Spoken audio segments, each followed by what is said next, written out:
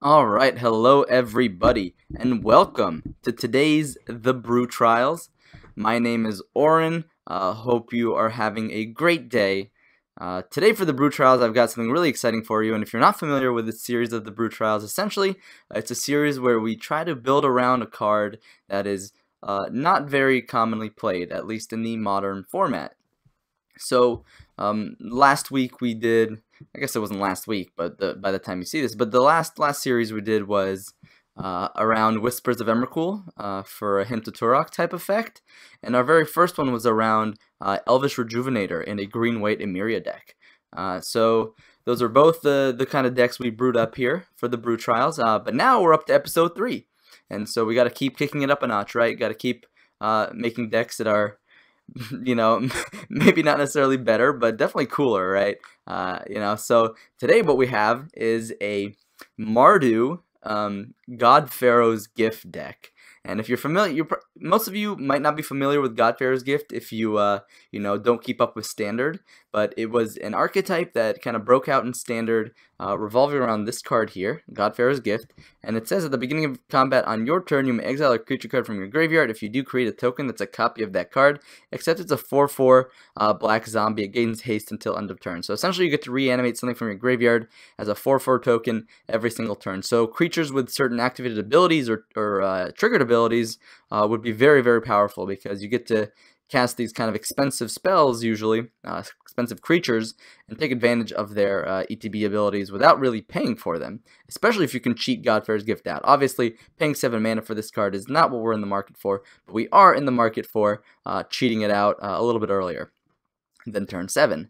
Now, I played around with this shell a while ago in like an Esper deck, and I was like, maybe with Gifts Ungiven, and then maybe some Goryo's Vengeance in there, but ultimately it always just felt so like clunky, and I'm not saying I've fixed the problem here, but essentially there were too many things going on, such that, you never really consistently had a strong game plan.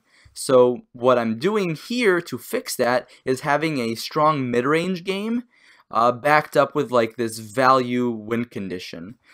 So we're not going all in on God-Pharaoh's Gift with cards like Elish Norn, Iona, Gristlebrand that really rely on you hitting those specific pieces in the graveyard, and you can't play those pieces in large amounts because you can't flood out on them. However, if you have other ways to reanimate all of the creatures in your deck, as well as have good hits for God-Pharaoh's Gift, and your reanimation for creatures is also your reanimation for your God-Pharaoh's Gift, I think that is a slightly better direction to go when it comes to, this Mardu God-Pharaoh's Gift shell, or God-Pharaoh's Gift in general. So what we're doing here is using the card Refurbish, which says return target artifact card from your graveyard to the battlefield. And so we can target God-Pharaoh's Gift, of course, but we also can target the many other artifact creatures we have in our deck. The biggest one we have here is Combustible Gearhulk. We play it as a 4 of because it can either, help you draw 3 cards or dome your opponent for a bunch of damage, all while discarding cards from the top of your deck into your graveyard, fueling future God-Pharaoh's Gifts or refurbishes. Then we have 2 Wurmcoil Engine, because this card is a great artifact to reanimate on turn 4. Just kind of shuts down a lot of different aggro-based strategies. It's also a value card, so definitely a big fan of Wurmcoil Engine. Then we have Noxious Gearhulk, because it's a targeted destroy effect. So if there's one specific permanent that's dealing you trouble, this Noxious Gearhulk can destroy it, and then also get in for damage, which is a 5/4 menace. That's a reasonable body. And then we have Cataclysmic Gearhulk, which is enter the battlefield effect, and it says each player chooses an artifact, creature, enchantment, and a planeswalker, and then sacrifices the rest. So essentially, if your opponent tries to build up this huge, large board of creatures, Cataclysmic Gearhulk comes in and says, well, keep one of those. So it's especially good against decks like elves and humans, and even hollow ones sometimes. And then this kind of one of spicy card here. It's kind of just like a value 5/5 in the sense that if you target it off of God-Pharaoh's Gift, then you get to have another card, another artifact come into play. But you can also refurbish it and just get a value 5/5, and then it returns another target artifact from your graveyard to the battlefield. So while we can't actually hardcast this, it's just sometimes this free 5/5 body that we get in our chain of events here. That's why we're not going all in on Sharum the Hegemon. I think I pronounced that right, but I'm probably wrong. But essentially, it's just a value 4/4 or 5/5, depending on how you reanimate it. Either with Refurbish, it's a 5/5. With God-Pharaoh's Gift, it's a 4/4 flying haste, and then it reanimates something else from your graveyard. And then, of course, we also need to do some unfair things here, right? So we have this kind of fair game plan going on here, this mid-range game. But then we also have Platinum Empyrean, which your life total can't change. So some decks have no way to remove a creature card, and then Platinum Empyrean lets you just kind of stall the game for a long time until you just, win either through your flyers, which is Sharum, or your life gain with the Wormcoil Engine, or your Lingering Souls with flyers. And we'll get to Lingering Souls and this whole aspect of the deck. But this is just the main engine that you see here, these refurbishes and these artifacts at the top here. That's going to be the main engine of the deck. Now we have to have some way to support this, right? And again, going all in is not something that I wanted to do when I was designing the deck. It's just like when you go all in, you're setting yourself up to, sometimes be super explosive, but then also sometimes just fall short. I think if you want an explosive combo deck that has a really strong win, just play Griselbrand, right? I mean, those are the kind of decks that just win on turn 2. So what's great about having this Mardu shell here is that you have a mid-range deck backed up with like this value / unfair engine at the top end. So we can play cards like 4 Lightning Bolt, which is Premier Interaction. We play 4 Collective Brutality, which is a discard outlet as well as interaction. It's removal or hand disruption. And then we play 4 Lingering Souls, which are just value cards to pitch off of Collective Brutality, off of Faithless Looting, off of Liliana of the Veil, off of Nahiri the Harbinger.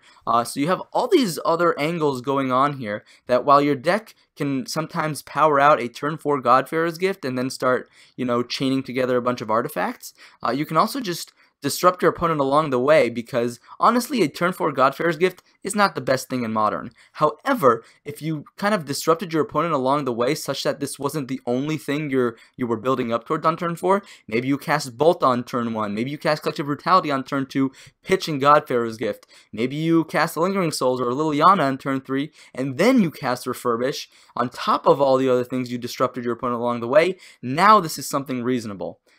So that's going to be the reasoning behind why we're doing this in a mid-range shell, because, going all in, God-Pharaoh's Gift isn't the most powerful card, and we're not doing broken things with it, but it could be pretty powerful in a mid-range shell. The fact is, though, that we can prolong the game such that we can even reach like 6 lands, and so all these cards here become castable, just, by themselves. It's not ideal, but that's the great thing about it, that our combo pieces aren't just necessary with one other card. They're a combo piece, but they're also a powerful card on their own. And so that's what we're going for here, having some a powerful deck doing powerful things, but also being fair along the way.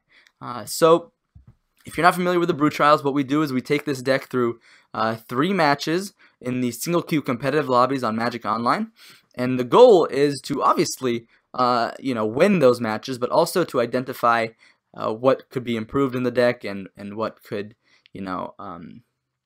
what we did wrong, basically. And so the goal is, however, to get a positive record. 2-1 would be great. A 3-0 would be awesome. We 3-0'd with the Whispers of Emrakul deck last time. And essentially what I've said is if a deck performs really well, in this like Brew Trials, that we might even upgrade it to like a friendly league or modern competitive league down the road. Let's go ahead and cover the sideboard real quick before we jump into matches. We have 2 timely reinforcements, because even though we have 4 Collective Brutality, just another way to gain life and prolong the game a little bit seems solid. We have 2 Thoughtseize to disrupt combo, Tron, control, all these different types of decks. 1 Liliana the Last Hope, because she's a great planeswalker, but she can also rebuy some of your big stuff in the mid game, and she can also fuel your yard for things as well. 4 Leyline of the Void, because we need some sort of graveyard hate that doesn't, stop our graveyard, so we can't play cards like Relic. And Nile Spellbomb just doesn't seem that powerful here, so I'm just going to go for the 4 of Leyline of the Void. And what's nice is we have Lootings and Collective Brutalities and Lilianas and Nahiris, so worst case scenario, we can always like pitch them or loot them away somehow. 2 Alpine Moon for Tron, just a great way to have to deal with Tron. 2 Anger the Gods, good way to deal with aggro, and then 2 Wear Tear as a way to deal with cards like Rest in Peace, which could get really annoying. We could pop a Relic with it before we want to, commit to our combo. So a lot of things going on here, but this is what we're going to be aiming to do with Mardu God-Pharaoh's Gift. So stick around for the first match coming up in just a moment. I will see you all real soon. Alright, what's up everybody? Welcome to the very first match here in this Brew Trials episode number 3 with Mardu God-Pharaoh's Gift. Let's go ahead and hit yes here. Hand has some reasonable interaction. Not much to dig towards, but sorry, not much digging, so like no Faithless Looting, no Cathartic Reunion, but at least we have a discard outlet such that a future Refurbish might be a reasonable,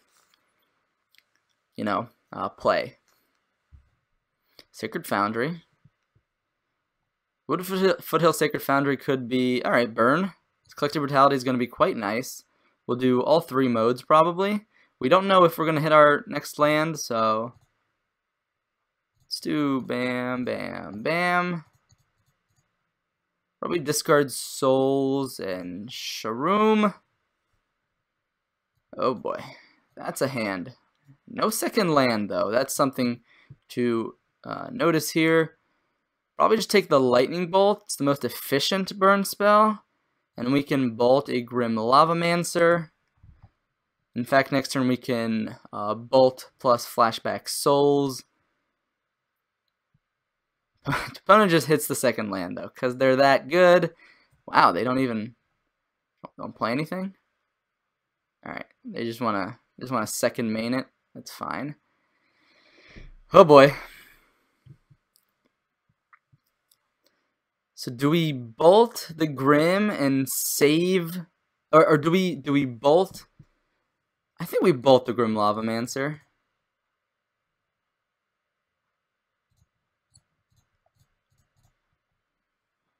Now we can try to race with spirits if they want to just jam Eidolon. If we can draw some white sources, we might be able to get to this part of the game. Alright, exile Riftbolt. Still not playing Eidolon. I wonder what's the reasoning there. Alright. Now they're playing Eidolon? Sure. There's the Eidolon. Well, I think we're gonna looting here. It's a shame that we have to take 2, but Refurbish. Perfect. Perfect card. I think we just now hold back these spirits to block, right? And if they want to send a burn spell at the spirit, I think I'm actually really happy with that exchange.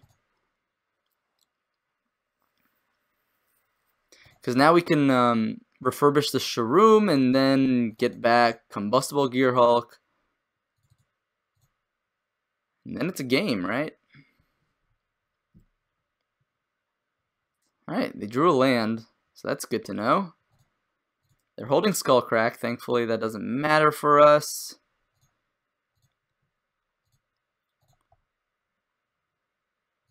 So let's get Shroom back, which will then get us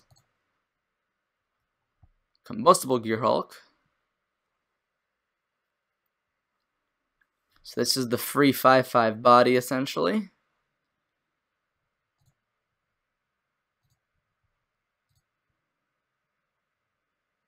Yes.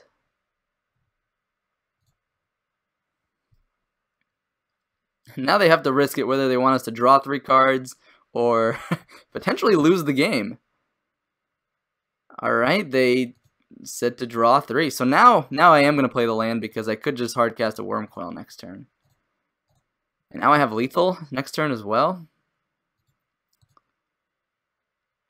My opponent is very far off from lethal. We know they only have up to 9 points of burn. Lightning Helix only gains them 1 life because of their own Eidolon. We have this Collector Brutality in hand. Yeah, this seems like the game's over. And I think my opponent just doesn't even care. I mean, this is literally lethal on the board. Even if they block Combustible Gearhulk. I guess they could have drawn a Lightning Helix, and then after first strike damage, but then we just Brutality them. Yeah. Cool, cool. Alright, so looks like it's red, white, burn. Timely Reinforcements is necessary. Wear Tear is necessary to hit Rest in Peace that these types of decks play. Anger of the Gods might be reasonable. Let's go ahead and put that off to the side. I think we can trim some number of Lingering Souls. I don't think this is going to be the kind of matchup where Lingering Souls is that relevant. Especially because we're siding in Timely Reinforcements. It kind of fills a similar role. I think Sharoom, while it's nice, is not that great. And same for Cataclysmic Gearhulk. So I think that's an easy 4 cards. I'm also worried about Destructive Revelry and how all-in God-Pharaoh's Gift might be without getting any value. So maybe we want to trim 1 God-Pharaoh's Gift and bring in 1 Anger of the Gods, just as another way to interact if my opponent gets a pretty quick start to the board. We still have 1, 2, 3, 4, 5, 6, 7, 8, 9, 10 artifacts, so 1/6 of our deck is filled with artifacts. Very little interaction, but we've got a looting. I'm going to go and keep this. I've seen some better hands, I'm not going to lie. Alright, Goblin Guide. That's the ideal turn 1 start from Burn. Oof, Combustible Gearhulk on top. That's not great. So definitely going to turn 1 looting here. Probably pitch. Ouch. Ouch. Ouch indeed. Probably going to pitch those 2 here. Although, again, I'm not really thinking about Rest in Peace right now, am I? I would want to have a Wormcoil in my hand if my opponent has Rest in Peace in their sideboard. Alright, no Rest in Peace, but looks like if we do get to cast this Anger of the Gods on time, we might be in a reasonable spot.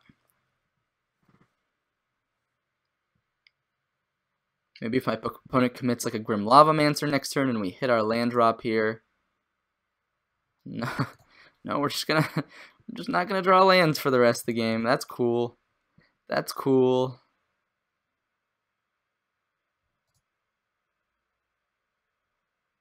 Yeah, I mean,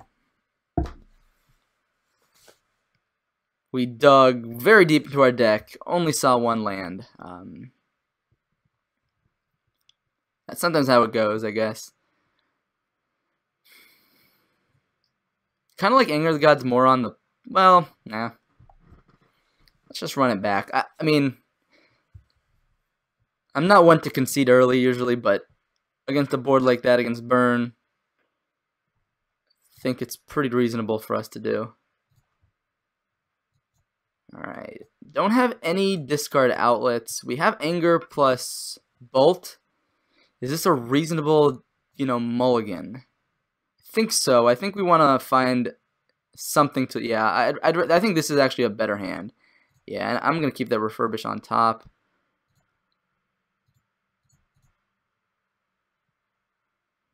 Discard the Gearhulk and I guess the Marsh Flats. Because this way we can get basic Mountain if we want to use an Anger of the Gods that we draw.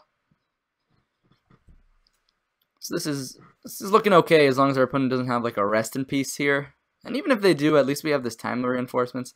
Grafdigger's Cage. Okay, that's... Creature cards in graveyards and libraries can't enter the battlefield. Okay, that's good. That is a good card. So still looking for that Rest in Peace then, huh? Alright.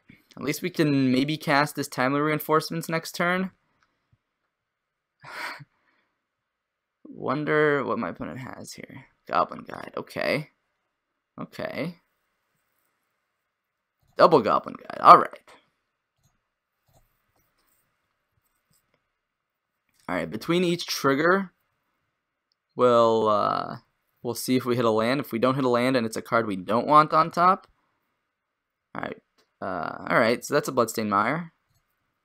And another Bloodstained Mire, sure. So we go to 15.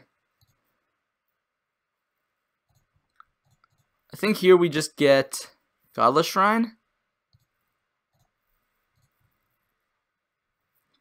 Classic. So I think I just want a Timely right now. Gain my life, get my blockers. Next turn I can Liliana downtick on my opponent's board. I might be able to trade here with like throw 3 soldiers in front of a Goblin Guide. It means we take 2 here, but at least we get 1 off the board and then we can Liliana Edict the other one. And if my opponent wants to throw 2 burn spells at my soldiers, I think that's also a win. My opponent just doesn't attack though. And I think that's also a win. And that Grafdigger's Cage is good.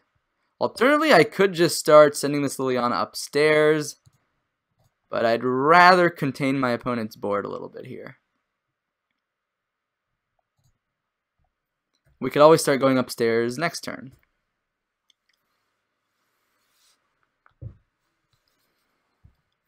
Alright, bolt me. That's it, no Boris Charm. Maybe they're holding. Maybe they're gonna save a Skullcrack that they have on 2. Sure. Wow. Yeah, maybe they're gonna save that Skullcrack here. I think we'll discard 1 Refurbish. There's a better chance of us hitting like a 6-drop that we want to cast. And I'd rather not play this Timely straight into a Skullcrack because it'll just straight up get countered. We won't get any value because we're ahead on board. So that it looks like they are going to be holding up Skullcrack for the time being here. Alright, final. Alright, they're going to Rift Bolt my Liliana. That's really good for us. Alright, still not attacking. We're going to gain a bunch more life, and hopefully we can start just hard casting our big stuff. That's not a big stuff, but I'm just going to gain 6 life here. Basically counter 2 burn spells. 1, 2, 3, 4, 5, 6. 6 lands.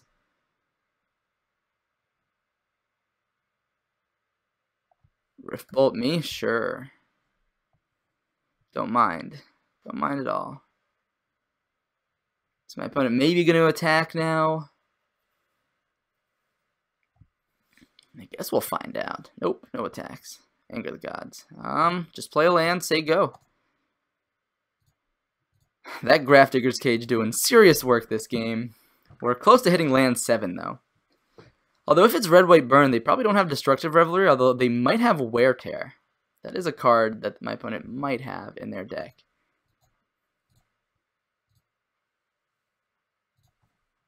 Let's go ahead and crack a fetch here, thin our deck a bit.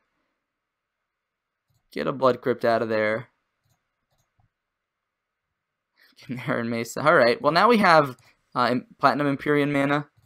But I'm not going to crack the fetch, I think. I think now I'll save the fetch. Alright, Helix me. Opponent goes up to 21. I go to 13. We can still lose this game if all we do is draw lands for the rest of the game. So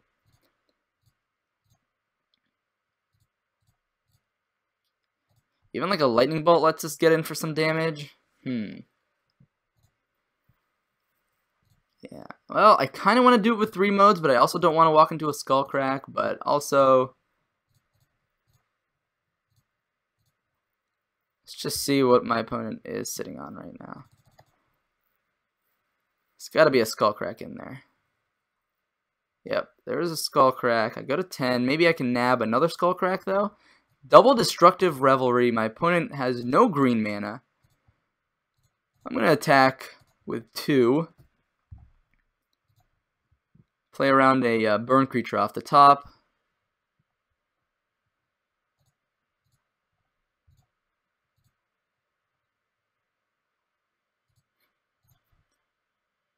Lightning Bolt. Well, now that we drew that bolt, I'm just going to go and swing with all 3. And a wear tear wouldn't be useless now. We still could flashback lootings and things like that. Opponent drew another burn spell. Skull crack. Ay. Alright. Down to 7. Again, not cracking this fetch is probably a good idea. Alright, opponent now has access to that Destructive Revelry. Ooh, Nahiri is a really good draw. This is a tapped artifact.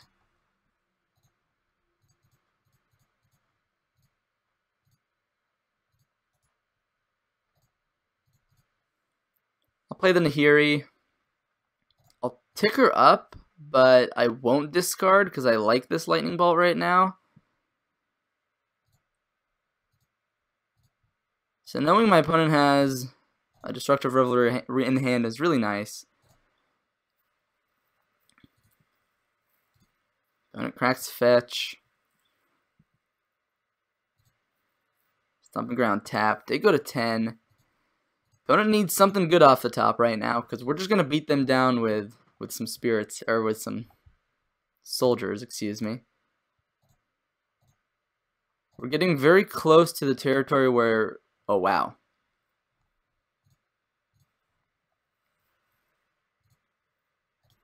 Yeah, if my opponent cracks the fetch, I think they're deterministically dead here. If they have like an Eidolon, we bolt them in response to the Eidolon coming into play. So I think my opponent is dead.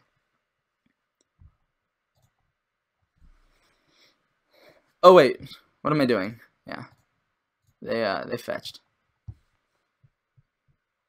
I was gonna give him a draw step there. No. Because Lightning Helix might have changed things, but looks like we got there against Burn. Wow. I mean, game 1, we did our thing. Game 2, we didn't draw any lands. Game 3, Timely Reinforcements just saved the day, and even then we flooded a bit. Grafdigger's Cage was quite nice, but you know, that's the way the games go here sometimes, right? Not much you can do about it. Anyways, thank you all so much for watching that first match here with Mardu God-Pharaoh's Gift. Let's go ahead and try to run it into another match coming up in just a second. I'll see you guys.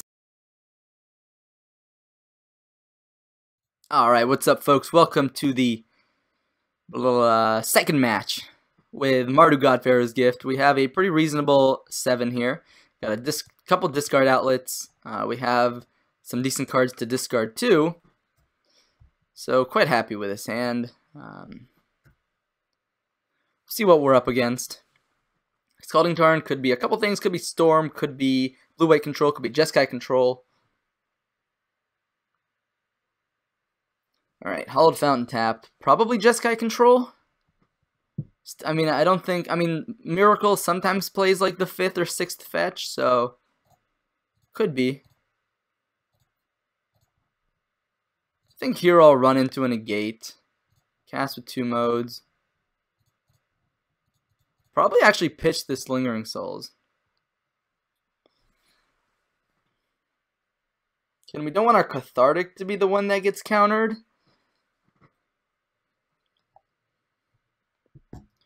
Ooh, wow, their hand is pretty bad. I guess they have a Snap and a Path. But Lingering Souls is pretty good against that. We might just be able to out mid-range them here. Yeah. Oh, I guess they have the island in their hand.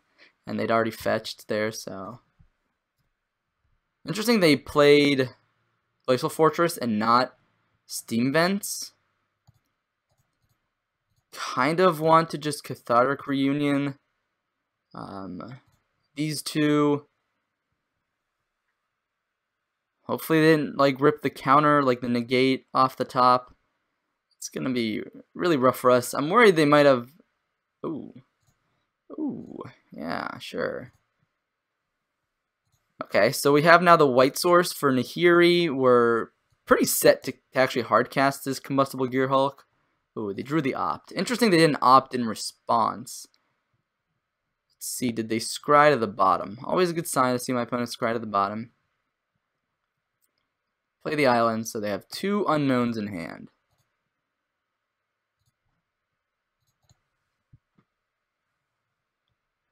Sacred Foundry tapped. Interesting. I kind of want a Nahiri, but at the same time, I also want to just like double Lingering Souls. I think that's fine.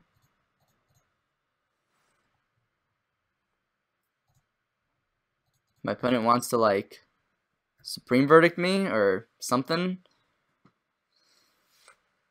Guess that's okay. They're still not playing that Steam Vents. Alright, opt. Scry to the bottom. Always a good sign for us. Still 2 unknowns in hand. I wonder if they want to go... They're probably wondering if they should go snap opt here. I think I'm happy if they snap opt because then they won't have access to snap Cryptic on turn 6. I mean, they still could. At the same time, like reasoning for them going snap opt here could be that they have an extra Snapcaster Mage, and they're thinking whether or not they can use it. And they already have 3 other Snapcaster Mages in their deck, so they have a good chance of finding another one. But they opted Scribe to the bottom, so I'm happy to see that. If they attack me, I actually don't think I'm blocking, because we have so many Lingering Souls left over here that I don't think blocking makes much sense. And if they play Teferi, I'd rather be able to pressure the Teferi more.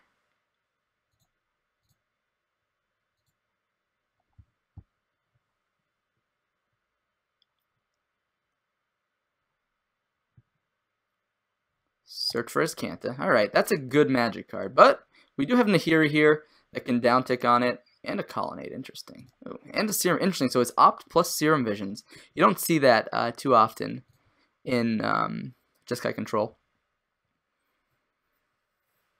So I think here I will actually... Ooh, that's not such a great pickup. I think here I'm going to... Oh yeah, we're going to need to use red mana for that. Play Nahiri. I'm going to downtick on the search.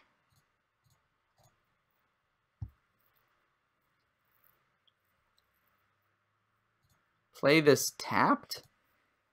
And now I think I will attack with 2 spirits. That way my opponent is forced to use a Path to Exile if they want to clear Nahiri.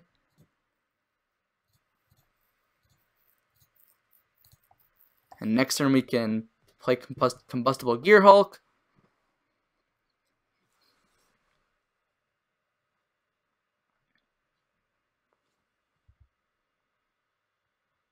Ooh, that's also quite good for my opponent. Just electrolyze it down, clear the Nahiri.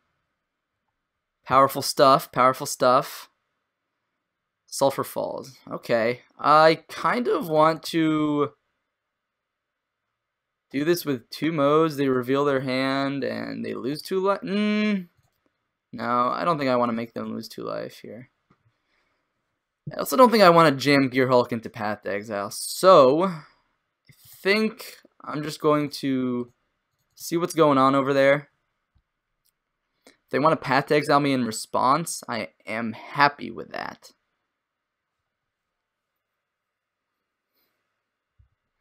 Wrath of God, Path to Exile. Huh. Interesting. I think I take the Path to Exile. No, I definitely take the Wrath of God. And then I just...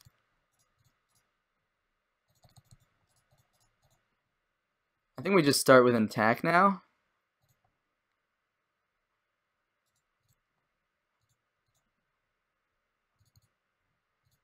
If my opponent wants to Path to Exile me here, they can feel free to do so. But it makes sense that they don't. And I actually think these Lingering Souls tokens are worth more to flashback instead of getting the value pitch off of looting. So I think my opponent is gonna be forced to Path to Exile my spirit soon. They can hold up Colonnade to block, that's for sure.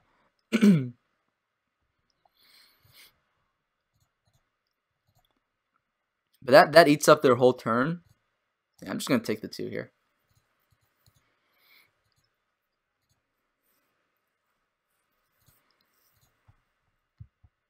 Refurbish, huh? Not the best right now, but still quite good. See if my opponent wants to animate Colonnade to block.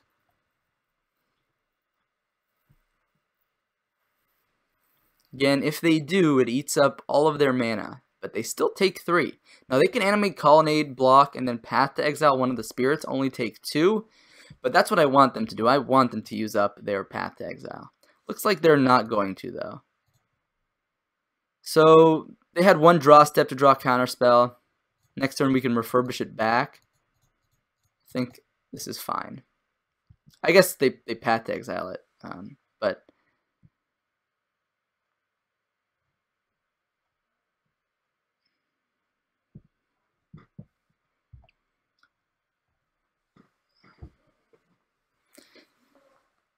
It's a good card.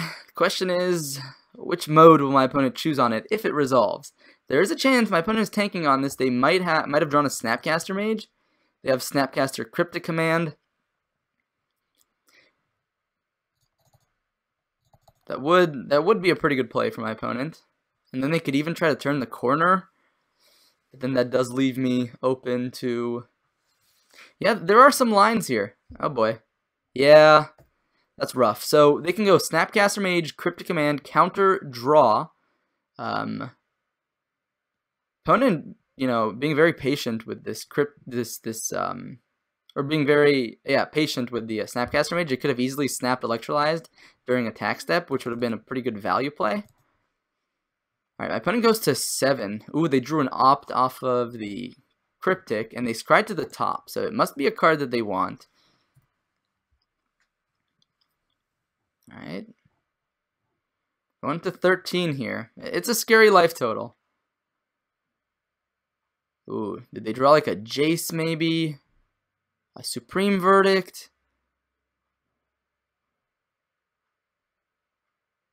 Interesting. God, how many Electrolyzes are they on? Only, I guess 2 is standard. I don't know, it feels like they've Electrolyzed me so much more than just twice. But that's easily a card they probably would have scryed to the top. I think they still have a Steam Vents in their hand, right? They haven't played. I think they got the Steam Vents with the Scalding Tarn in the beginning of the game. So next turn we can try to Refurbish back that Gear Hulk. Put my opponent in a rough spot between letting us draw 3 or something else.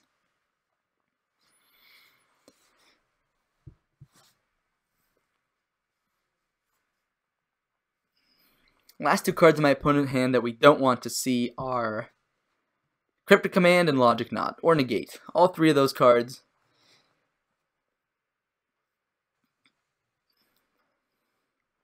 would put us in quite a bind here.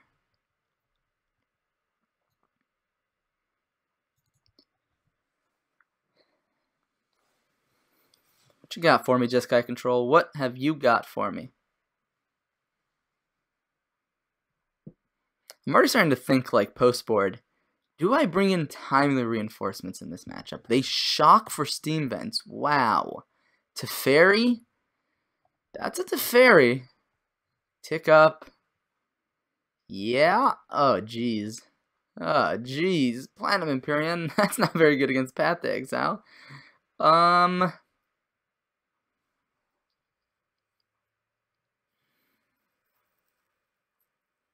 So I think we just have to ignore Teferi at this point. And say, look, you're going to be dead to Bolt if you don't Path to Exile my Spirit here. Interesting. Not playing around the Bolt. Alright. I guess I could have led with looting. I might have hit God-Pharaoh's Gift. Oh, they drew the Negate, the Logic Knot. Come on. Alright, so we still have a chance to draw Faithless Looting or Lightning Bolt here.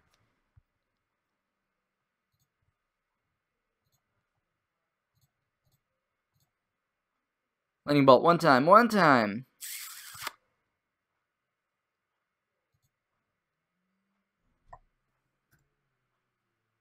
I guess I could have discarded the Refurbish, Flashback, Lingering Souls. Oh boy. Now, if my opponent just finds another Cryptic Command, we probably lose. Search for his Kanta. Alright. Imagine they're going to attack me for 2 here. Yeah, maybe the correct play was instead of looting to just flashback souls. Yeah, I think we've definitely lost control of the game here.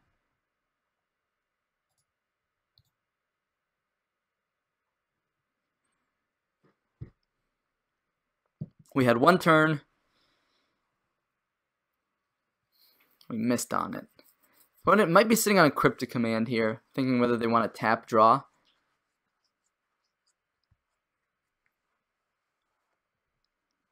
The issue is, of course, they could also have. They could easily have Lightning Helix as well. And I really thought we were gonna get there this game.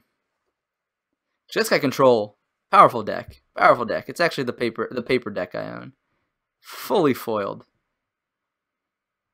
So I can respect this. Tap all creatures, draw a card. And I really hope they don't have a second.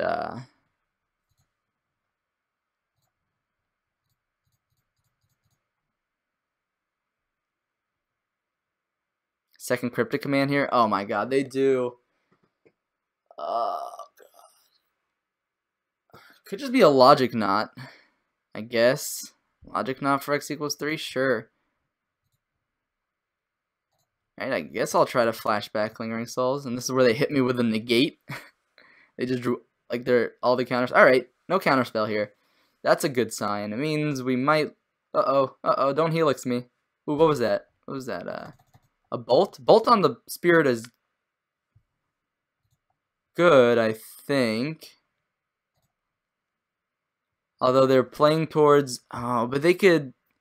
Yeah, I mean, there's not that much of a high chance of hitting bolt here, but. Alright, they bend the mountain, flip this Canta. Draw with Teferi. So bolt helix kills me. Because they can animate Colonnade, swing for 7. Oh, for 8, sorry. And then, you know, deal the burn. But we'll see if they drew it. If they didn't draw it, then we might have a chance into looting into bolt. But odds are low that we're getting there here. Snapcaster Mage is a kill. Alright, looks like they're not going for it. Interesting. Iskanta, yep. What do they find? Please don't say Cryptic Command. Please don't say. Oh my god. Yep. Now they get to untap. Iskanta, Sulfur Falls. Have even mana available to animate Colonnade. Play a Sculling Tarn.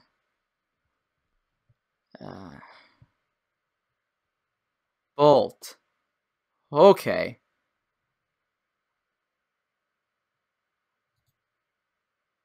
I think we start here.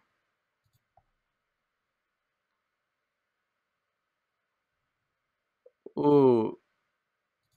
Hold up. 1, 2, 3. We have 7 here.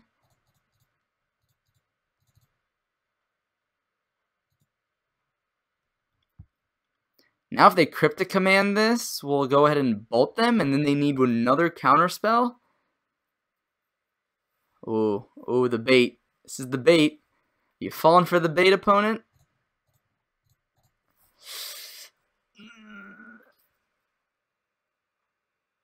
Oh my god! Yes! Oh, they thought. Whew! Take that, Jeskai. Alright, we definitely want the Thoughtseize in this matchup. Liliana the Last Hope is also reasonable in grinding my opponent out. I don't like Alpine Moon. We could name Iskanta the Sunken Ruin, but I'd rather, I think, bring in Wear Tear as like a one-of. We already have Nahiri. Alright, this is definitely not a Gear Hulk matchup. That's for sure. I like the brutalities a lot. We can probably trim one bolt. Probably trim the Noxious Gear Hulk as well, although they could have Baneslayer Angels and things like that, but we have Liliana at least to deal with those. Kind of want to bring, yeah, I definitely want to bring in this Wear Tear. Is definitely the right word. Maybe not. Oh, Platinum Empyrean seems kind of weak here. I think we just want to rely on... I think we need like something in the sideboard, like an artifact that helps in the control matchups, because whenever they have removal, you definitely don't want these Platinum Empyreans. And they did see Wormcoil Engine, so they're going to keep some number of Path to Exile. So maybe like one Wear Tear, one Platinum Empyrean. Maybe Noxious Gearhulk is just better than Platinum Empyrean, though, because it can kill Snapcaster Mages and just gets value immediately.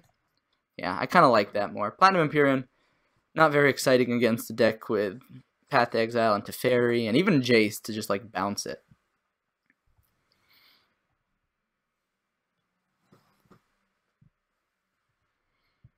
I can't believe we stole that game. We really didn't deserve to steal that game. Leyline of the Void would be reasonable, but this is one of those matchups where you'd rather have like a Spell Bomb or even a Surgical than a Leyline. Because Leyline is just so bad any other time than your opener, and even in your opener it's not perfect because they can just play through it. I mean, all you're doing is shutting down Snapcaster and his Kanta, and it's not that great. Well, we have a solid keeper here. This is the kind of game we want to play against Jeskai control. Perfect draw, too. This clears the way for Cathartic Reunion next turn. Ooh, what a hand. That's a Lyra. Alright, so this isn't actually a clear-cut decision. Because if we take the Logic Knot, we're just kind of... I mean, I think we do take the Logic Knot here, because our hand has a lot of lands. And our opponent's hand is very top-heavy. So I'd rather just Cathartic Reunion, hope to hit more Disruption. And just fight, because I don't want to get my Cathartic Reunion Logic Knotted. They're not going to take down Logic Knot for like the rest of the game here, so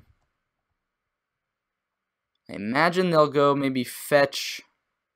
Okay, I would have fetched first. The chances of drawing a 1-mana spell that you want to cast are not that high, and you'd rather not screw up your Scry.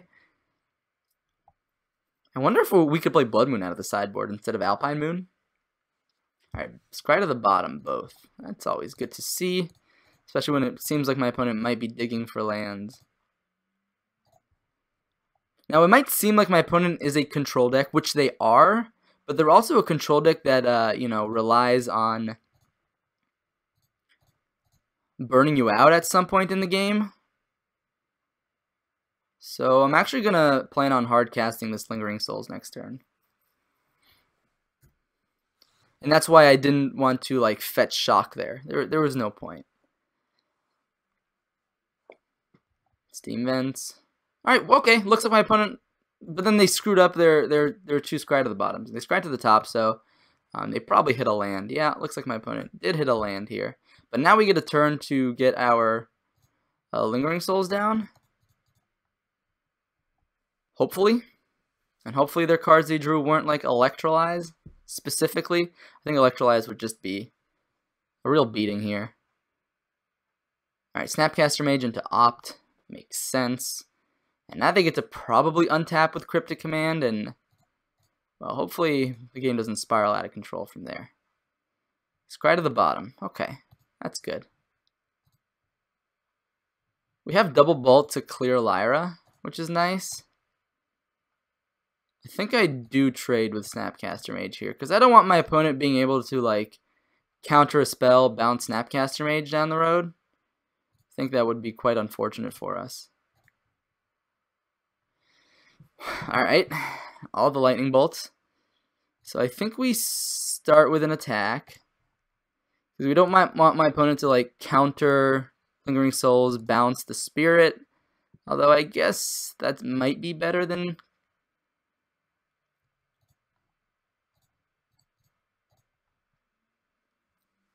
Yeah, I'm just going to walk into Cryptic Command here. They're going to trade their spell and draw a card for my half a spell. Yep. Sure. Interesting that they got a basic island and not a basic plains, because counter target spell, draw a card. Okay. So the reason I played Mountain over any of these shocks tapped was so if my opponent just, plays Lyra here, I can double bolt it right away.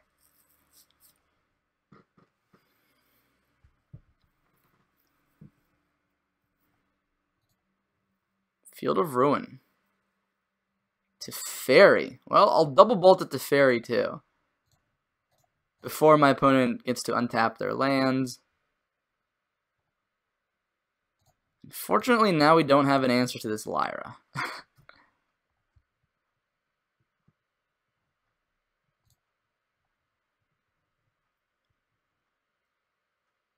My opponent still has 5 cards in hand. Well, that's a good card.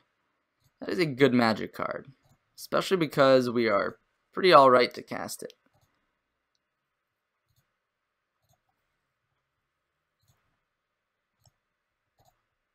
Opponent still might not have the second planes here, so. For the Lyra? Alright, yeah, they're. Ooh. Search for Azcanta. Okay. What are the chances my opponent has a Logic Knot here? I feel like they don't have a Snapcaster Mage, or else they would have held up Snap Logic Knot. Ooh, is that just better than Gear Hulk right now? It does play around Logic Knot a little better, but it does not play as well around Electrolyze. Which my opponent is holding up 3 lands, so. Let's just start with an attack, I guess. See if my opponent wants to respond. Now I feel like they have Electrolyze and they're going to wait on end step. So I'm just going to go for it here.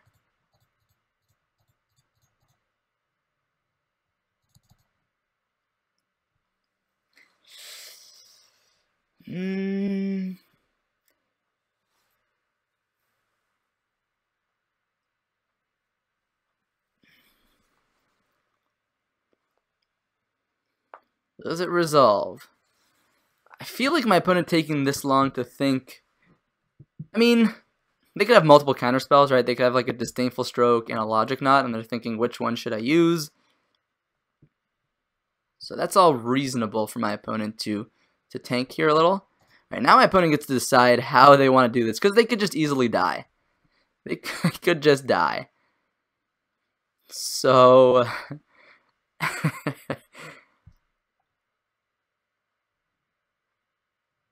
oh my gosh, we hit Liliana in 2 lands? Come on. And now my opponent's going to just path it, and then untap, play Lyra. Alright, they did have the Electrolyze. That is what I thought. I definitely played around that.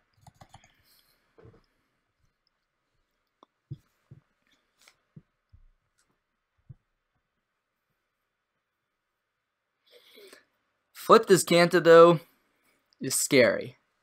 Combustible Gear Hulk, though, is a card, but all they need is a single Path to Exile, and they can get a major tempo swing. Of course, them getting Island here instead of Plains, again, I think was a major error. Now they can't go Lyra plus Path. If they want to, they can Field of Ruin me, then play Lyra, but then they're dead because I have Bolt in hand.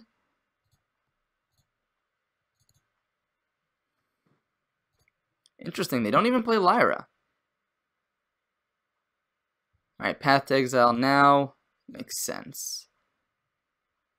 Let's just get a mountain here. Thoughtseize. Do I want to Thoughtseize now? Probably that's okay. Probably want to Thoughtseize before I play my Lingering Souls. Snapcaster, Lyra. Right, they do have a crypt. They have Electrolyze in the yard as well. I almost want to leave them with Lyra, but then what? Then I die to Lyra? No, I think I have to take the Lyra here. Then I play Lingering Souls. Then I flashback Lingering Souls. My opponent then gets the choice of Snapcaster, Electrolyze, or activating Search for Azcanta. Yeah, I just can't beat Lyra on this board.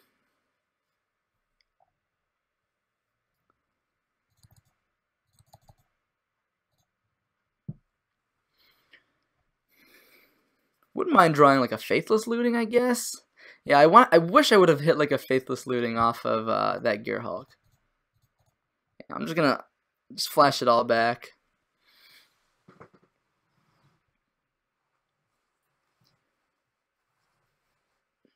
My opponent can go Snap, Electrolyze, Bolt 1, then leaves me with 1 Spirit. Then they have Colonnade plus Snap that wins the race.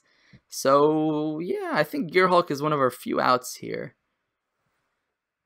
Snapcaster Mage, Electrolyze, yeah. I guess those Spirits were chump blockers for Lyra, and if my opponent taps out for Lyra, that's probably a good thing for us, but I don't know. Hopefully they drew just like a land, and then they drew a land again. But Jeskai is pure gas. Once they get to this stage of the game, very few cards are just straight up bad. I think like the worst card they could draw right now is maybe a Supreme Verdict, a Wrath of God. Alright, one of those cards they drew was a land, so that's good. I think I'm just going to take the hit here. It's a bit risky, but I think it's worth it. Looting, okay.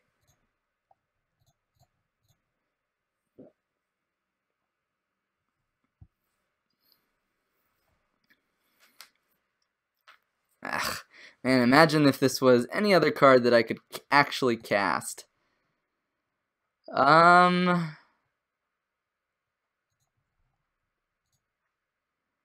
think we just hold on to this bolt right now. We can attack into that colonnade and then bolt the colonnade, or we could just hold back and bolt the colonnade if they attack with it. So now I feel kind of dumb that I didn't block the Snapcaster, but it is what it is. I guess Sharoom actually casting her doesn't really do much here, does it? Yeah, my opponent's going to activate his Kanta. Picks up a negate. Ouch. So now there goes the block plus bolt colonnade plan. But this could have happened even if I had decided to attack. So don't necessarily think it was an error. I think we do want to preserve our life total at this point. Well, there goes a Spirit. There goes that bolt.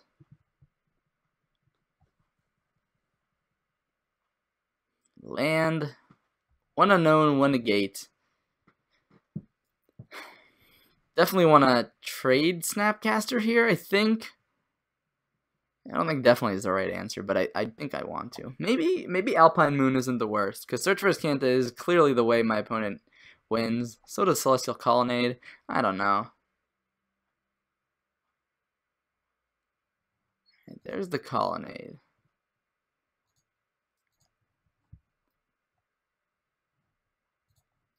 Guess I'll go to 7. So I took an extra 2 for no reason. I would have been at 9. Again, because of negate, we can't block plus. Well,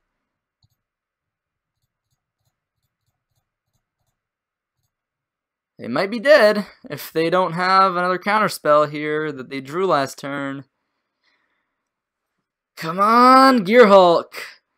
Reveal Gear Hulk, God-Pharaoh's Gift, Lingering Souls. I don't know. Reveal me something. Something that says I don't lose.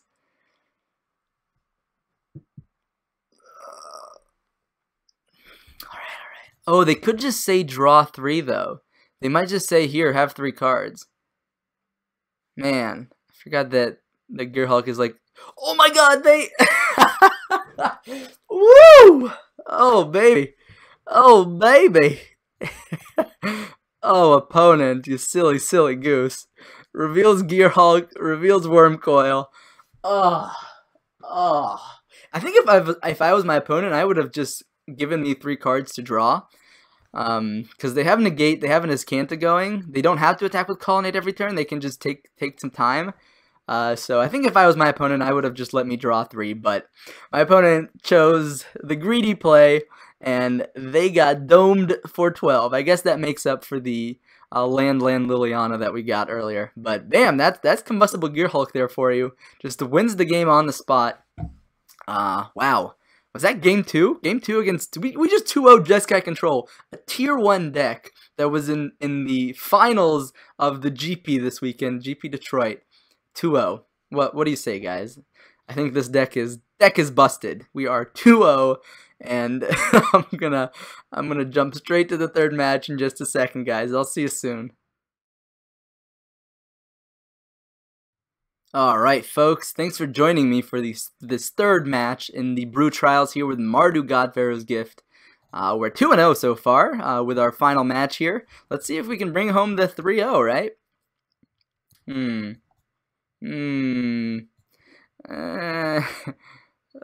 gonna mulligan. This hand is worse. Oh, this hand is so much worse. Oh, boy. Alright, all we need is one Faithless Looting. One good Faithless Looting, and we can get there. Sacred Foundry, okay. Could be Mardu.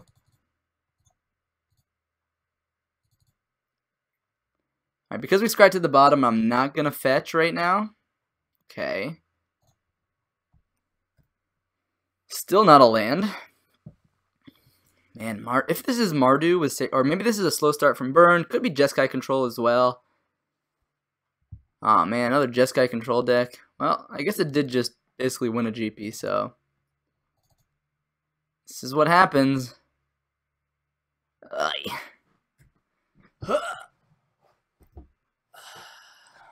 we're dead. My opponent has even a reasonable hand here. I guess they don't have Logic Knot up, so if we hit a land right here, we might be in a fine spot. Well, I think I'll cast it. I think I'm going to get a Godless Shrine.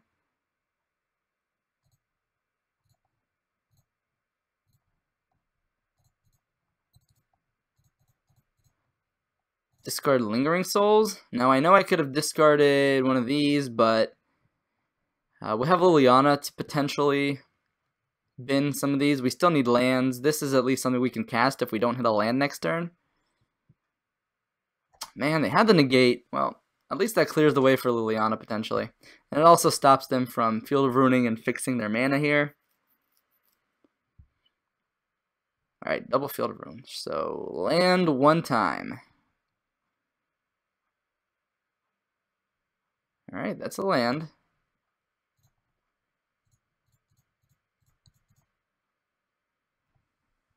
There's no counterspell that Jeskai Control really plays here that they could have. They could be on Mana Leak, but it's on... Oh, they could have Logic Knot here. Yep, that's true. They could have Logic Knot.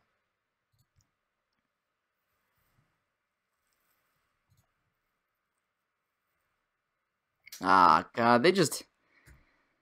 have it all. Oh... Maybe I was supposed to go for Lingering Souls there to bait out a removal, and now they go like untap to Fairy game. Alright, not to Fairy, so at least that's something we can look forward to in our future. I guess I just flashback Souls now. And this is where they just electrolyze me, and...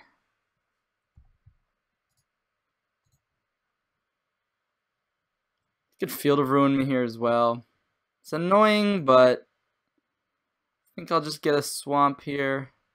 Means Liliana is a live draw. We only really need one red right now. Think twice, huh? Alright, so this is not a stock build. Normally, ooh, man, my opponent waited on draw step. Are they on Terminus as well? Oh, they just shocked. That's never good for us. I guess Lingering Souls is probably one of our best draws at this point.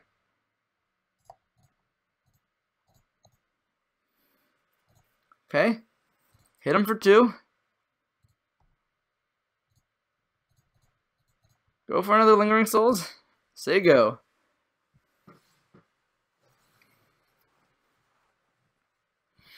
Now my opponent won't know the spice, but they'll probably still side in Like, we're putting up a pretty good Mardu Pyromancer impression right now, so. Lightning Helix, one of the tokens? Yo, deal. Oh, another one? Alright. That is 100% a deal I'm willing to take. They didn't even flashback Think Twice? Oh, no. Oh, no. Alright, well. That's a bummer. And this is where they, like, electrolyze me and punish me for not getting the second mountain out of my deck.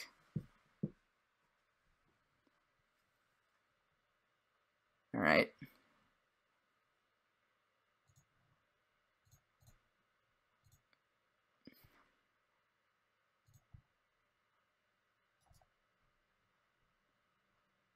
Attack all, it's a fairy. That way we only have to burn one bolt here.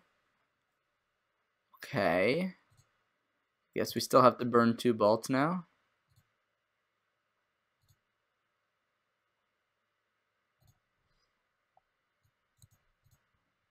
Guess I'll flashback souls. This is fine. Like, it doesn't play around Mana Leak, but it plays around my opponent untapping, right? And they have way more things that they could possibly untap with. Jace. Alright, I mean, that's a Jace. What you gonna do? Alright, going up. Are they gonna see a spice card? They're gonna be like, what in the world is Platinum Empyrean doing in their deck? They put to the bottom, so that's good, I guess.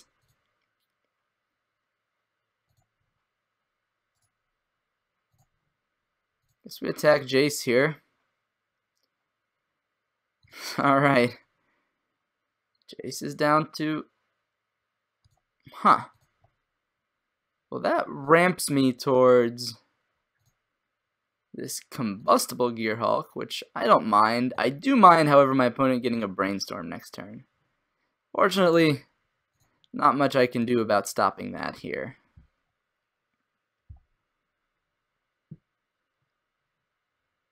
Land. Interesting that they played the land before brainstorming. Usually, in case you draw a fetch, you'd probably want to shuffle that Sulphur Falls back in. That way you don't brainstorm lock yourself for one more turn.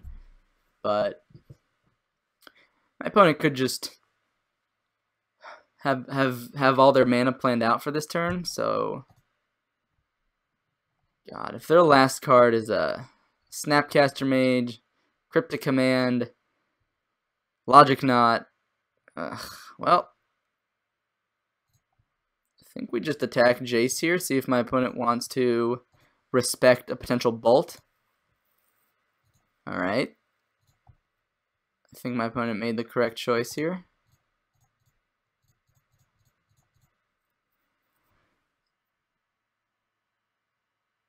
Can I redirect this? Oh, no, come on. They always have the Cryptic Command as the last card. Fine. Fine. At least we can start refurbishing them back. But now they have this Flip this Ganta. They have this Jace. Alright, they're going to get it out of bolt range, which makes me feel like they already have enough tools they need to win the game in their hand right now. So, well, they bolted my thing. Yeah, their last card is for sure like a Snapcaster Mage or something. Ooh.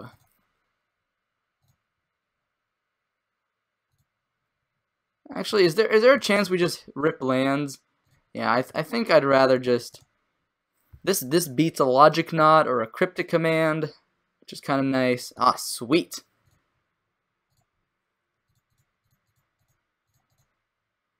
Alright, we did it. Maybe they could still find a Logic Knot off of Search for Azcanta. Come on, come on. Alright, that's another Jace. That's not that good. And...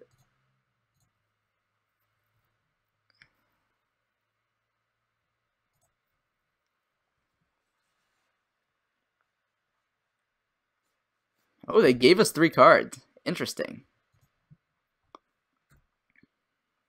I wonder if they're just going to bounce my Gearhulk. But, again, that's a draw 3. It's not nothing. Okay, gonna brainstorm. They think their odds of finding a Path to Exile or a Snapcaster Mage are pretty high. I tend to agree with them. I think those odds are pretty high. Monastery Mentor. Alright, looks like opponent is also on quite a spicy tech here. Yeah, and they have Think Twice in the yard. That's sweet. That is sweet. Good job, opponent. Cool deck building. God-Pharaoh's Gift. Not so great right now, but I think first step would be to try to clear the Jace. If my opponent flashes back, Think Twice here. Ooh, they just have the Path. Alright, that's kind of rough.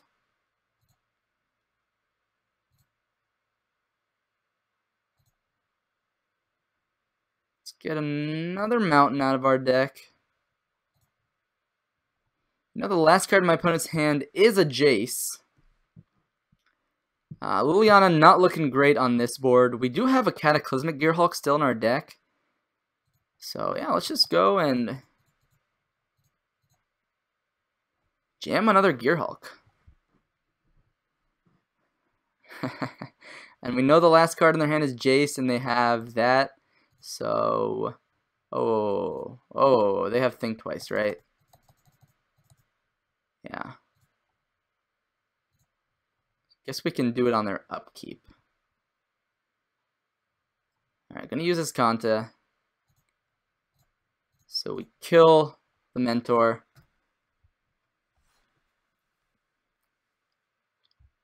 See, opponent finds an Opt. Yeah, their hand is not great.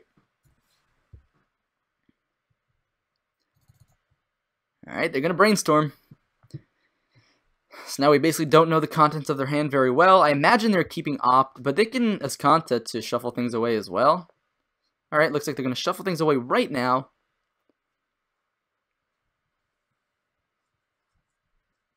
Interesting.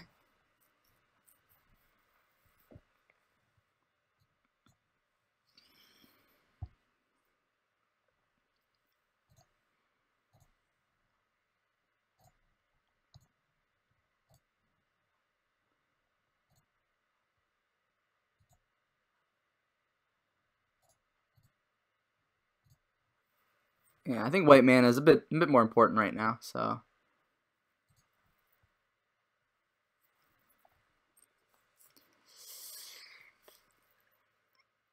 Alright, they're casting Opt right now. The reason I'm doing this pre-combat is because, see, they opted Scry to the top, Path to Exile there, okay. Again, pre-combat because I want to get back God-Pharaoh's Gift. I still have one land left.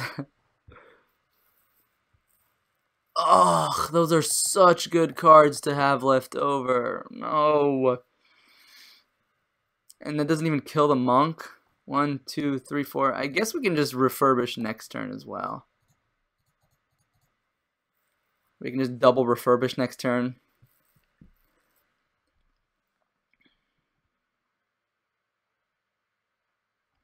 Yeah. Opponent goes Cryptic, counter draw.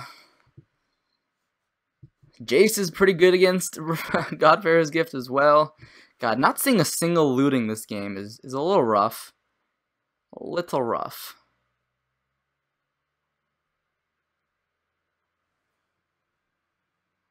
Yeah. Counter target spell, return target permanent. Okay, sure. Yeah, that's smart for my opponent.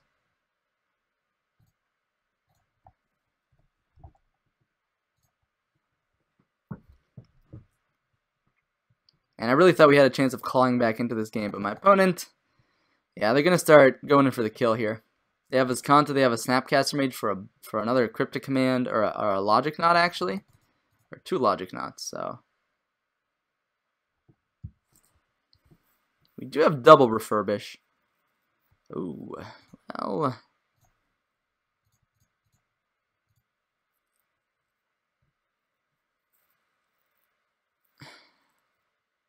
Alright. They're going to make a slightly more informed decision here, I imagine, what they want to do with the Snapcaster Mage. Alright, they just drew the Cryptic Command. Okay. If I was my opponent, I might let the God-Pharaoh's Gift resolve. Interesting. So this is kind of good for us, I think. They still have 2 mana available though, so they could have they could draw a negate off of this.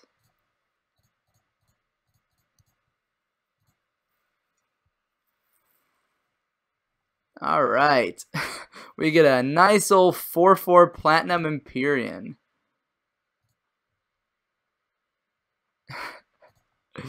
Woo! I guess we attack Jace, because we don't want that thing to ult.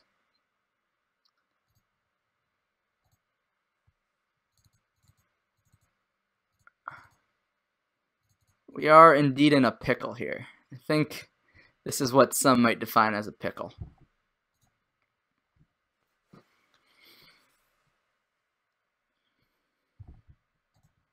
I'm putting up a better fight than I ever thought I would against Jeskai Control. Let me just say that.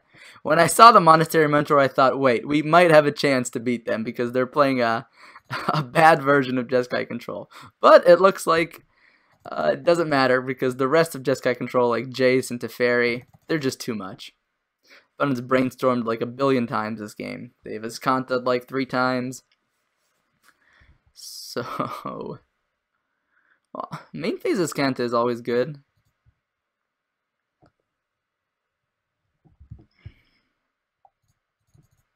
What are they? Oh, they whiffed. Main phase whiff. Yeah. I wonder if they just go another Jace now. Bounce my Empyrean. Another. Sure. What's nice here with this Noxious Gearhulk is that my opponent can't reasonably deal with it. I guess they can snap path. Well. But if they counter this, we just get it back with God-Pharaoh's Gift. So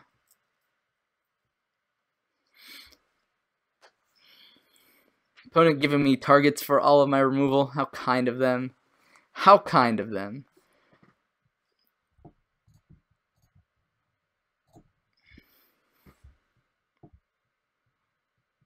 Opt. Alright, that's a decent card to have left over.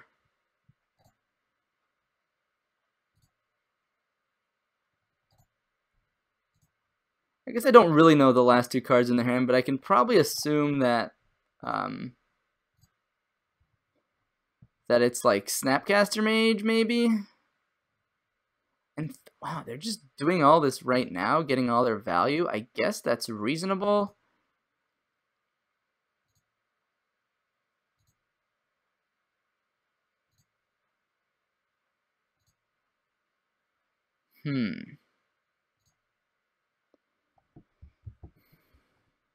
So I don't get to deploy my Liliana, but I think I'd rather just clear Jace. nothing to get back with God-Pharaoh's Gift. Attack would be kind of bad because they can just double block, and it's trading one Empyrean for 1 Monk. God, their stop on their draw step makes me feel like they have Terminus in their deck. And I don't know if that's reasonable to think. This could be like some weird Jeskai Miracles with Monastery Mentor, like the legacy tech. Alright, they still have the Jace in their hand, but I think I had to put them to the test to say, hey, did you actually keep this in your hand? Oh wow, yeah, they just bounced. Yep, that's reasonable.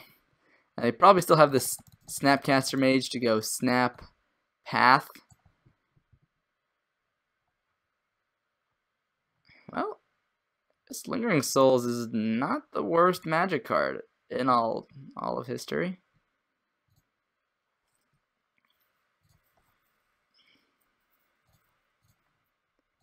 Alright, they'll have to double block or snap path it. Or just path it. Okay, they're shocking. Always scary when your opponent just shocks. Interesting. Mana leak. Good to know about.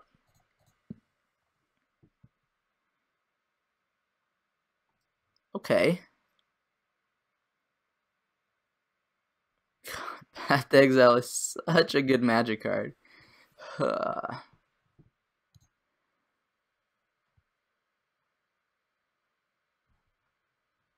Yep. Still no Faithless Looting. Halfway through the deck, not a single Faithless Looting. Yes. Yeah, alright, I don't have any left.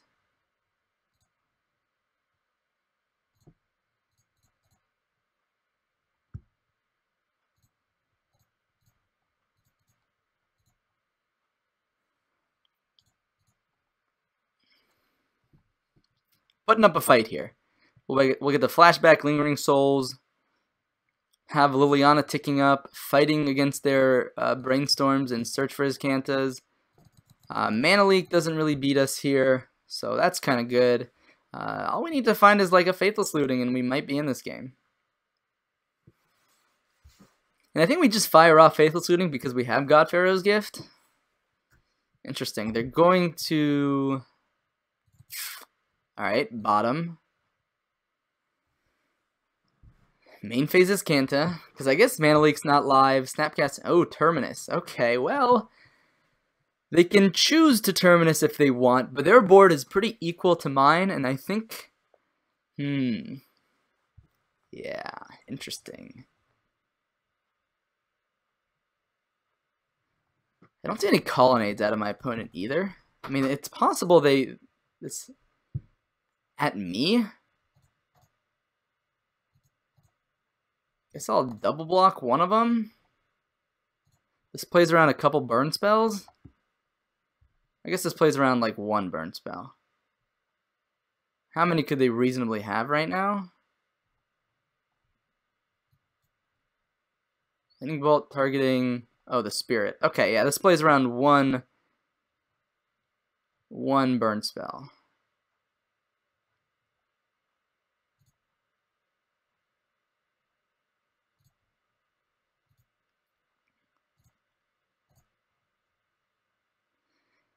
Not a great pickup here. I guess we just go down. We know they're sitting on Mana Leak Terminus, so killing their win conditions seems like a reasonable thing to do here. Of course, they still have that Jace, but our life total matters a little more here. Yeah, we've been through so much. Alright, brainstorming with Jace. Opponent's down to very few cards in their hand. Again, so the whole time we thought they might have had Terminus. Looks like they did.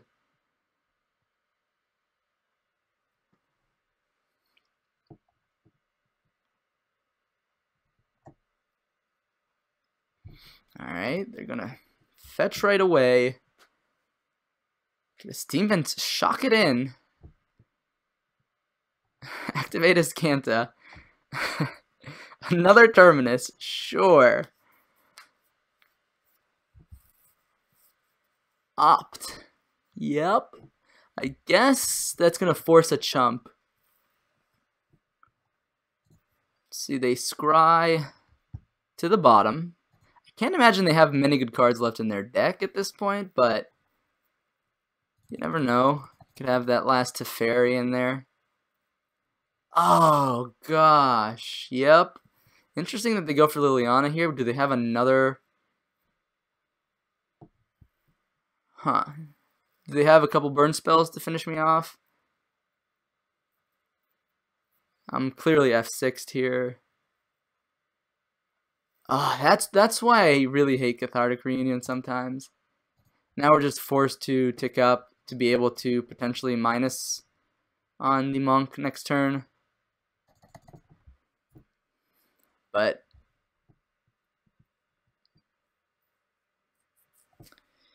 yeah, well, we fought our best here. Opponent has used a couple electrolyzes. Just one electrolyze. 3 bolts, 3 helixes.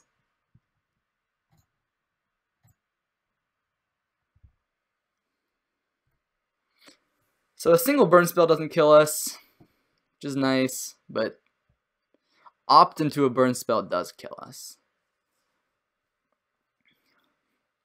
I have to imagine a deck with Monastery Mentors playing 4 bolts, but maybe I'm wrong.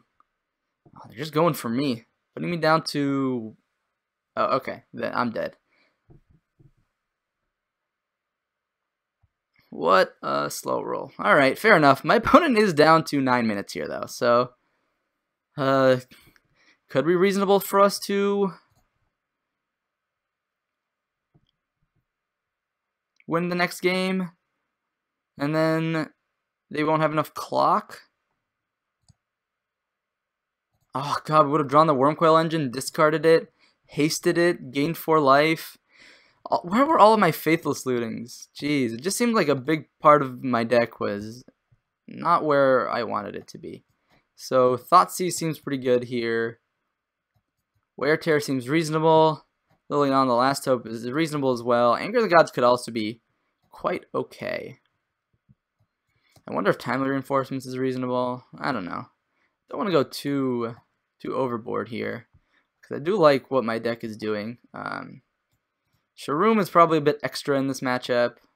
Platinum Imperium, definitely not the matchup for it. Definitely want my Thoughtseizes here, and I think Liliana, the Last Hope. Wear Tear, maybe, like, getting Cathartic countered feels really bad, so I think I'm happy cutting that. I think we have enough ways to beat Monastery Mentor, honestly. So just go ahead and run it back. We need some level of threat density at the top here. Maybe we're not playing enough creatures in the deck. We had God-Pharaoh's Gift out, but it just wasn't doing anything. It's pretty rough against the Path to Exile deck. I'm gonna mulligan this hand. This doesn't do enough. This one does a little bit more. So scry a land to the top? Yeah. Cool. Then we can land a Liliana, the Last Hope. Unless my opponent top decks, or, I mean, it's not top deck. They could have multiple 2-mana counter spells here.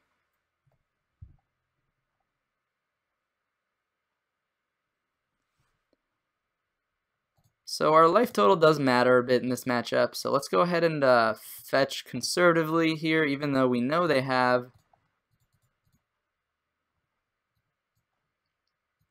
Okay, Logic Knot. Gone. Opponent has a bunch of cards they can't cast in their hand, which is nice. Although, what's funny is, if my opponent draws another Logic Knot, they can actually cast it here. We fixed their Logic Knot. Ooh, Refurbish. Well, now I feel kind of silly. Could have been the Gear Hulk as well.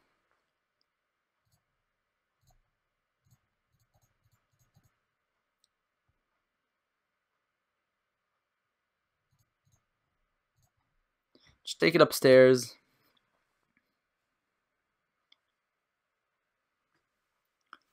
See if our opponent hits their land drop, and if they even go for the Mentor. Wow, alright. Just a concession. I mean, we do only have 9 minutes left, so... Or, they only have 9 minutes left, so they might think they just can't win this game. Stuck on 2 like that. Seeing Gideon, does that change anything we want? Do we want Anger of the Gods? Because Anger of the Gods does clean up Gideon pretty well. Maybe Wear Tear is pretty loose, because they kept in Logic Knots, so... Yeah, maybe Wear Tear is a little loose. I mean, it hits Search for his Canta. That's... Yeah, but it hits Search. Hits Search. Yeah, I'm going to keep it. I'm going to keep it. Probably get punished, but it is what it is.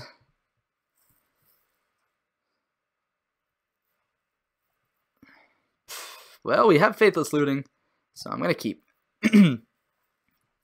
Famous last words, my friends. Famous last words. Oh, the Relic. So do I even really want to Looting right now? I think I still have to, don't I? Yeah, I have to Looting here.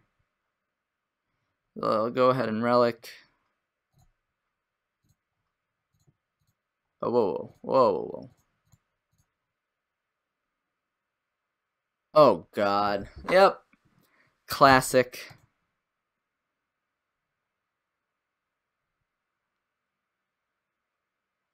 I guess Refurbish is pretty bad right now.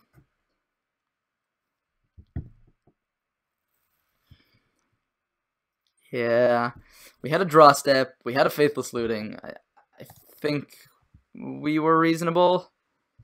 And we had the combo, Refurbish into an artifact. But not looking good. We can just rip lands off the top here one at a time. No. Or we can just never hit another land ever again. Maybe I got greedy with that hand. I don't know. I don't think I got that greedy. Opt. Hopefully my opponent... Alright, Skies to the top means they're probably hitting their land drop. You could just jam a Mentor here, and I could bolt it. Let's get rid of the Gear Hulk, I guess.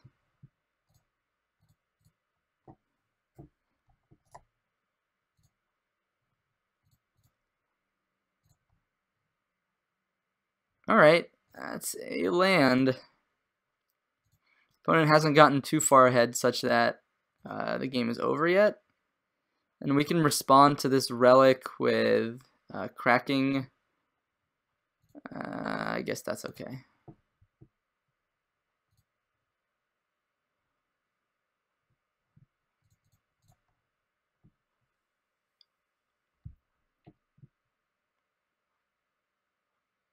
Another Field of Ruin. I think I'm not even going to fetch here. Don't want to thin my deck of lands. Sweet. So now I'm just going to like try to make sure that this Field of Ruin never happens.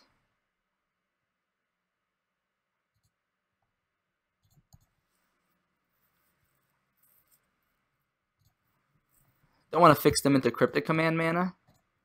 Just play a Lingering Souls. They can crack their relic now if they want to.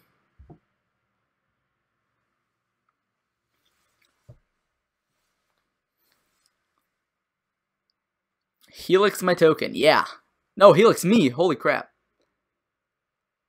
Oh, jeez. What a beating. What a beating. Just, what's that sequence though? Helix me, surgical that you. I mean, I guess.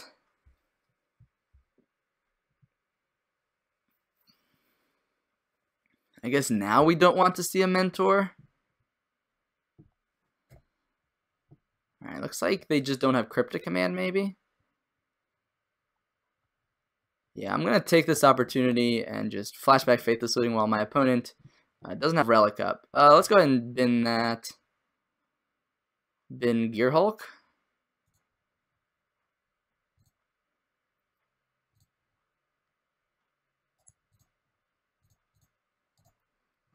And I think I play out my Sacred Foundry even though it gives my opponent the opportunity to Field of Ruin me.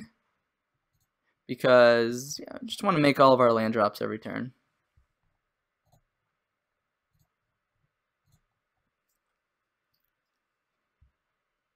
Snapcaster Mage. Helix me? Oh boy. Alright, my opponent is on the aggro plan.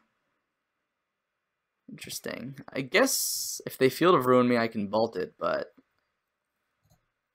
Alright, well... Maybe that's why they held a Relic, because they didn't want to blow up their own graveyard.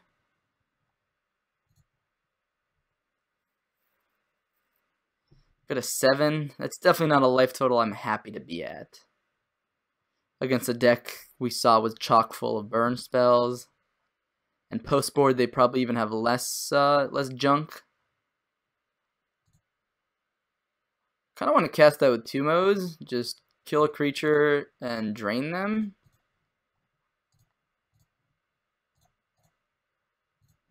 In the Gear Hulk. Alright. Let's get in there.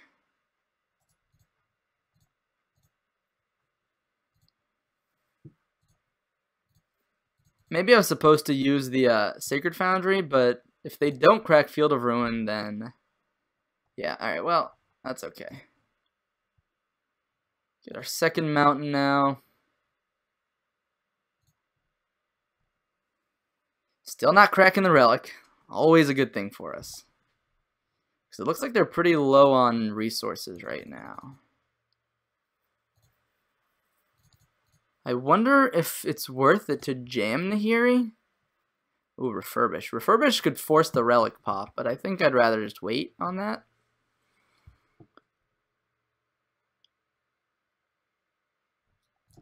I think I actually do this first in case they like opt into like a counterspell or something. Wow, they just have nothing. Okay. I think I'll bin the Refurbish. Play a land. Attack with 1. That way we can hold back against the Snapcaster Mage. Oh man, they could like snap extraction my Gearhulk too. Alright, they're gonna crack the relic now, because they're running out of things to do. Probably would have cracked the relic before. Guess they can field me, put me down to my last basic. Maybe they want to do that on upkeep. Or my draw step. So, step 1. Attack with a spirit. Ooh, the issue here now is that if I want to do that, I'll have to fetch shock. And I don't really want to do that, so let's just go ahead and tick up. Say no to the discard mode. And say go. And again, we just don't want to die to a bunch of burn spells here. Ooh, well, this Field of Ruin is actually going to get me here.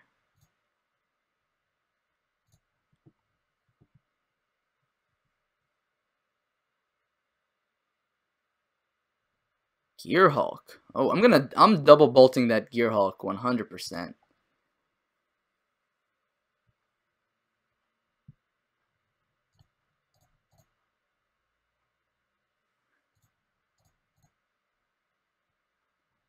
All right.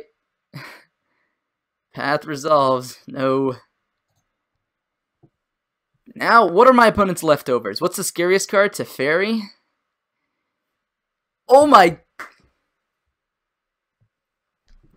I think my opponent maybe conceded prematurely because they don't know what we're getting off of Nahiri. They might be assuming Emrakul, but oh my gosh. Wow. I actually can't believe we just won that game. That match. We just 3-0'd with Mardu God-Pharaoh's Gift against Burn, Jeskai Control, Jeskai Control. Let's just say that it's not the outcome I expected when I built this deck. Anyways, thank you all so much for watching those 3 matches, and stay tuned for the closing comments coming up in just a second. I'll see you guys soon. Alright, hello everybody and welcome back to the closing comments here for our 3rd episode of the Brew Trials with Mardu God-Pharaoh's Gift. Wow. Let me just say that when I built this deck, this was not the outcome that I expected. You know, I sat down literally 3 hours ago and I was like, alright, what deck could I build? And so I went online and I was like, you know, I was trying to make God-Pharaoh's Gift work a long time ago, but I just thought that it wasn't working too well, you know? So what am I doing wrong? Am I going too all in? Is the combo too fragile? Is it not doing powerful things, you know? Obviously I explained in the deck how I came up to this kind of mid-range, you know, plan that does some powerful things, but also, you know, has some unfair angles of attack as well. And here we are after the Brew Trials, and this is a 3-0. Obviously, only 3 matches. Some of the decks we played against were not stock, like the Jeskai Control list at the end was on Monastery Mentor, but, you know, it's still surprisingly strong. And it got me thinking, like, maybe there are things that are, you know, good here. Maybe this Catharic Union isn't good. Maybe this Sharum is bad. Maybe we need a slightly higher density of artifacts that are good. Maybe we only need one God-Pharaoh's Gift. Maybe we only need one Platinum Empyrean. I don't know. I kind of want to fix the top end somehow to make it less clunky. At the same time, we also are very reliant on hitting either Faithless Looting or Collective Brutality in our opener. And especially with Faithless Looting, that card is really important to make the deck function. So it's hard to say what is good, what is bad. But the things I really liked here was just Refurbish targeting, you know, an artifact. And I really like Nahiri as well. The fact that she loots things into our graveyard, and then her ult is also relevant, getting like a combustible Gearhulk. That's everything I think you want out of a Planeswalker in this deck. So maybe Nahiri could also be an interesting angle of attack for this deck moving forward. I think 23 lands was a good amount. I think you definitely want to hit your 4th land. 4 Blackleaf Cliffs I think are good, but I also think you might want some number of other dual lands in here that come into play untapped, like Dragonskull Summit. What's the other one? The black-white one. Isolated Chapel, maybe. But I don't think you want Cliff. Well, maybe Clifftop Retreat. But again, you really want to cast Liliana on 3 sometimes. So I think most of your duels should be have black in there as well. So I don't know what to tell you guys. This deck performed way better than I expected it to. Obviously, it's only 3 matches. But somehow we beat Jeskai Control twice. Somehow we beat Burn. I will say that we have a pretty good Burn matchup, right? We have we have quad Collective Brutality in the main, and we have a reasonable clocks in the form of Lingering Souls and Combustible Gearhulks. And then we also have 2 Timely Reinforcement out of the sideboard. So again, this deck isn't like, you know, totally trash against Burn. And we also have Platinum Empyrean in the main, right? So that obviously gives us some game against Burn as well. But yeah, that's words. What are words? This is all I can tell you guys. That I'm kind of flabbergasted at the performance of this deck. I think you can definitely let me guys know what you think. How could I do this deck better? Again, I brainstormed this deck in a very short time period, and I just threw it into a bunch of games, and it somehow came out with a 3-0. So if you guys want to see this deck more, let me know. We can give it a friendly league. Let it face the true power of, you know, the decks in Modern, like Hollow One and Humans and Storm, you know, all these decks that we probably wouldn't fare too well against.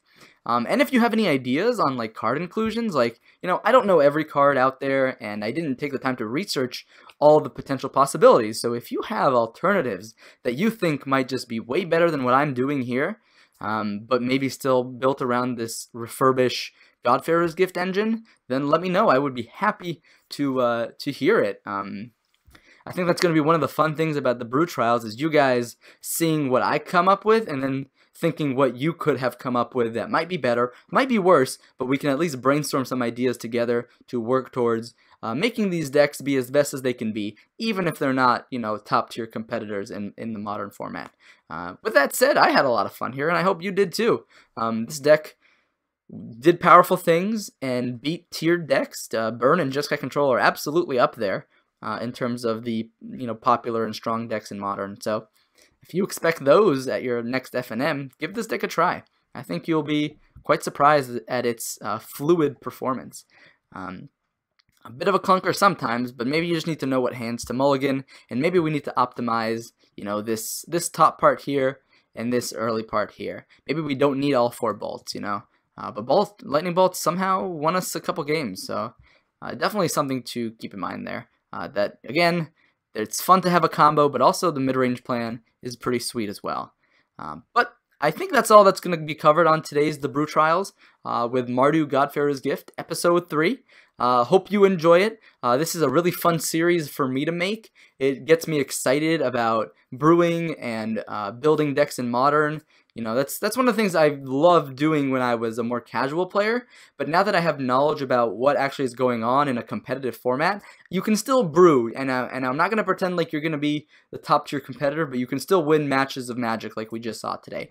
And that's what gets me excited about Magic sometimes, being able to come up with these different deck ideas that, you know, will give you some game and give you a good experience during the matches, and not just before you start your match or after you know your result, but during the game you're actually enjoying, you know, what the deck is doing.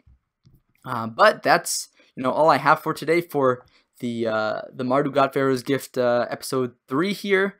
Hope you enjoyed it, and let me know in the comments. Don't forget to subscribe or like the video. Subscribing really helps me. I'm going to try to work towards more subscribers, and that way, maybe in the future, I can try to get like a Mana Trader sponsorship, because this is basically how I built the deck here today, with Mana Traders and their help. So I think subscription services are awesome, especially for brewers. So personally, the more subscribers I have, the easier it will be for me to venture out into sponsorships, and then that will let me make better content for you guys. It'll give me access to more things and more resources that will allow me to make better content for you all. Also, if you want to follow me on Twitch, that way you get notifications when I go live. Sometimes when you follow someone, you don't automatically get notifications for it. So if you're followed to me and you're not getting notifications for when I go live, I think you need to go to the settings tab on Twitch under your username. Go to notifications. You can then determine whether you want notifications by email, on mobile, or some other thing. And then at the very bottom, there's also this tab called Advanced. And if you click Advanced, it'll open up all the people you're followed to. And then some of them have notifications turned on, and some of them have notifications turned off. So if you want to get notifications for when I go live, make sure that under that Advanced tab in the notifications under Settings, that you have me as set to a green check mark to say, yes, you want notifications from me. And that would help you get notifications for when I go live, and it would help me because you will see that, and then you'll join me during my live sessions. But that's all I have for today. Hope you enjoyed the Brew Trials today, and stay tuned for more content coming up very, very soon. I'll see you guys later.